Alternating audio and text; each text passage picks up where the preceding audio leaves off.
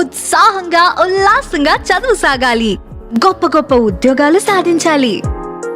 Vignan deemed to be university.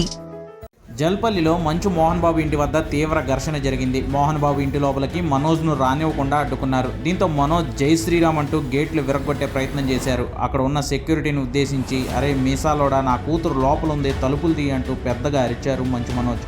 చివరకు మోహన్ బాబు బయటకు వచ్చాక మనోజ్ను లోపలికి వదిలారు. లోపల కూతుర్ని కలిసేందుకు మనోజ్ ప్రయత్నించగా ఆయన్ను బౌన్సర్లు అడ్డుకున్నారని మనోజ్ చెబుతున్నారు. తన చొక్కా చింపేశారని, బౌన్సర్లు కొడుతున్నారంటూ చిరిగిన చొక్కాతో బయటకు వచ్చారు మంచు మనోజ్.